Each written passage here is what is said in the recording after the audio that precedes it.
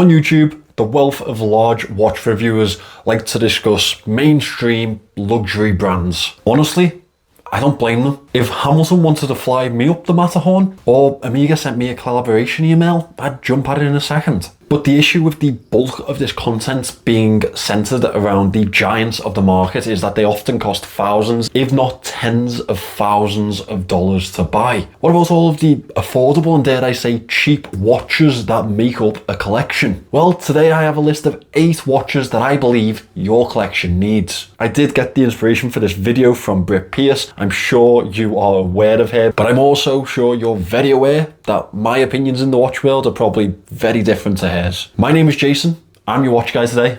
Let's get into it. Right, we're gonna get it out of the way early. Everyone knows every collector needs a solid digital piece in their collection. The most popular of the bunch is obviously the F91W. But I'll be very clear, this can easily be substituted for many G-Shocks. Myself, it would be the DW5600. However, the legend of the F91W is very clear. It has been around since the late 80s, and every single year, it is the highest selling watch on the market. You can tell me it's outsold by the Apple Watch, but really that's just a phone that they've slammed into the shape of watch and put watch after the name. Don't start me. This singular model outsells the entirety of Rolex by about 3 times each year. It's an absolute classic, and I will fight anyone that says any different. Those 90s vibes have a very special place in many of our hearts, and I think it is the perfect place to start a young man's collection. And it's one that could stay with you for decades, depending on how well you treat it. And if you don't treat it that well, it's $15. Like, get another one. It is the cheapest one on today's list, and probably the cheapest piece that you can pick up from a mainstream brand like Casio. It's a staple for the watch community for a very good reason. Let me set the scene. You've just reached your first major milestone in life. Got your first big boy job. Graduated university. If you're from Liverpool like me, you've just got off your first real court case. You know, the big stuff. You need a watch to celebrate. For me, the ideal one is the Tissot Gentleman POWEMATIC 80. Now, I know what you're thinking. These ones are around $800, right? But let's be honest, who rarely pays full price for anything from this watch group? I have a link below where you can pick one up for around $400. Genuinely, the name of this model speaks for itself. The Gentleman. It's a refined and elegant piece. It definitely could be a staple to any collection, and it definitely fits nicely into the affordable bracket without being ultra cheap. But the real showpiece to this watch is the POWEMATIC 80 movement. Imagine a Swiss caliber, Swiss made watch for less than $500 with a very recognizable heritage brand name on there. It's an absolute no-brainer for me and would fit beautifully into any collection. But the real bonus is you wouldn't look like a sheep with a PRX on your wrist. I feel like Seiko is a rite of passage for any new collector. It's the equivalent of a lad's holiday at 18. Personally, I ended up in Amsterdam. Would recommend. And while we're on the topic of recommendations, I would recommend that you subscribe to the channel if you want to see more watch content on your feed. I post around 3 times a week, and it'll fill all the needs that you will have for this subtle Scouse tone. Now, the Seiko 5 line has definitely had a Kylie Kardashian level glow up. Since they've changed that 5 to the more abstract looking fella that they've got now, I feel like they've pretty much nailed a new identity. The SSK023 is the perfect example of that. It's almost the ideal alternative to an Explorer 2 on a budget. $375 isn't exactly the cheapest piece in the world, but I definitely think it justifies that price. The tool-like aesthetic is absolutely next level, with that fixed GMT style bezel and the function of the 4R34 movement. I think that is highlighted. I love the red accent of that GMT hand against the black dial, but they do also have a white dial with that Arctic type of look, and you know that'd be the route I'd go for. The link below will take you to the black variant, and that's the best type of price I've found it at. This is definitely sitting in that gather watch type of territory, and I love that. Well sized, 100 meters of water resistance, the GMT function is a bonus, and it's a workhorse movement. The one thing that does slightly let it down, hard Lex crystal. Seiko, what can I say?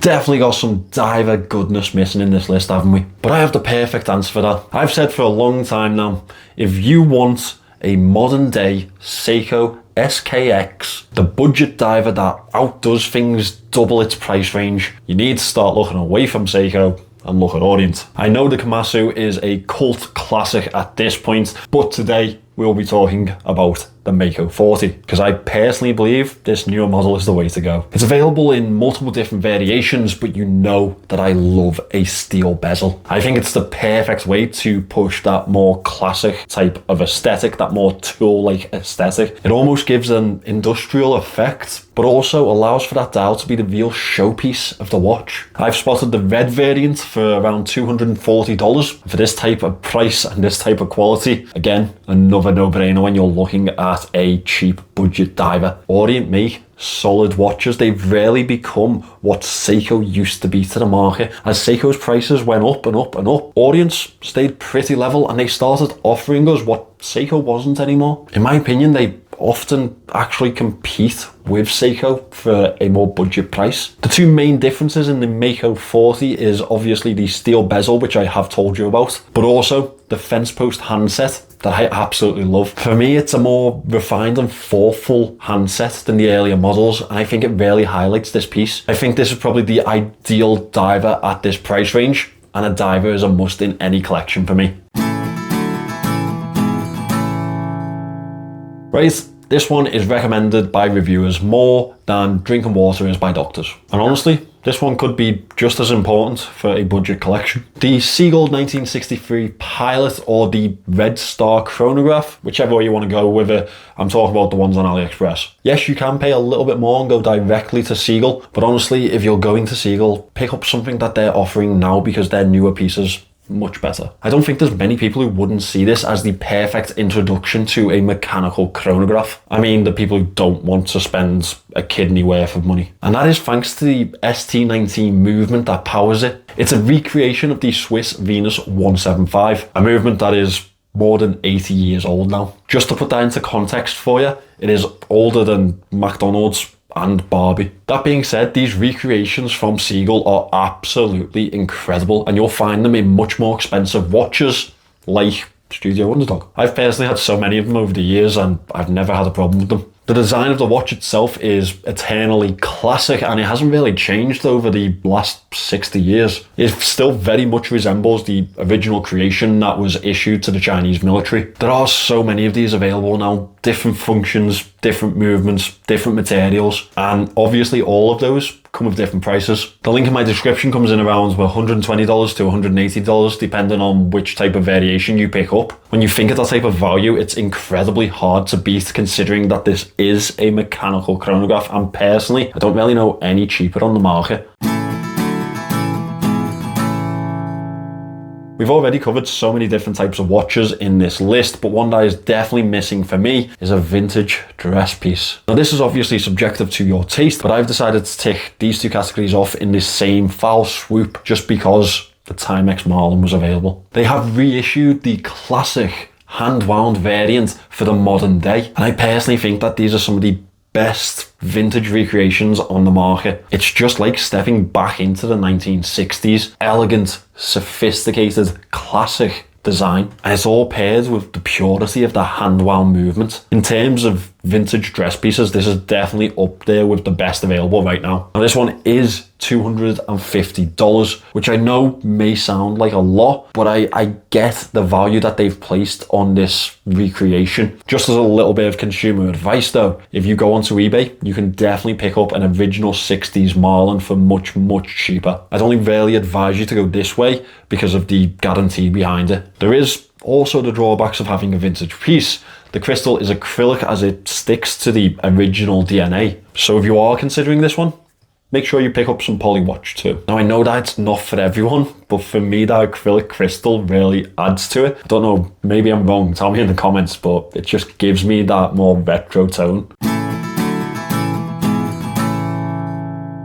You know, at heart, I'm a micro brand guy. I work with so many of these incredible brands, it'd be absolutely out of order to not mention some. One of my favourites over the years has been Phoibos. They're such a good option for their price range, and considering the quality you get with the original designs that they create, I can see why they are so popular. One of my favorites from them is definitely the Eagle Ray, which comes in plenty of different variants, but again, my favorite of those is definitely the white dial. The monotone vibe is absolutely on point for me, and the inner rotating bezel isn't exactly the most uncommon thing that we see now, but matching that with the function of GMT hands, it just adds to the piece. The sunray effect highlights the features of the dial beautifully. The coin edge bezel and the nailed crowns, it's just so much perfect design that I can hardly handle it. It's just that so much of this design is fitted to my personal taste. I have to tell you how much I love it. One thing that I can personally attest for with Phoibos is their build quality in comparison to their price range. I've never had one in for review and one, not enjoyed it, or two, had an issue with it. As a basic rule of thumb, they create brilliant watches at an affordable price with their own designs. The Eagle Ray, for instance, will come in at $360 with an automatic movement, $250 with a quartz movement. In my opinion, that's some solid value. Finally, if you've ever watched any of my videos, or in fact, pretty much any watch reviewer out there, you probably heard of Jody from Just One More Watch. Genuinely one of the good guys of the industry, and someone that, whilst in lockdown, inspired me to create my own channel. Well, by now you may also know that he has created his own watch brand, and they have certainly taken our little corner of the market by storm over the last year or so. My favourite to date is definitely the Ascent. Now, I actually got hands-on with one of these when I went to visit Kieran from Top Tier Ticker. It was probably the only highlight of having to be in Manchester. I've got to say, these are the real deal. I couldn't tell you how glad I was to get it in hand and realise that it wasn't just another bloody reviewer cash grab. Yeah, I'm looking at you, Nico. A lot of thought, time and energy have gone into these watches, and you can really tell that. Obviously it takes inspiration from other famous watches on the market, and obviously that's Grand Seiko, but this one obviously won't set you back nearly as much. In comparison to the $6,000 Heritage line, these ones, $450. And for that type of price, I think they're brilliant. Packing the more premium 9015 Miyota movement, some incredible dial options, and a brilliant level of finish to the case. I genuinely love these pieces.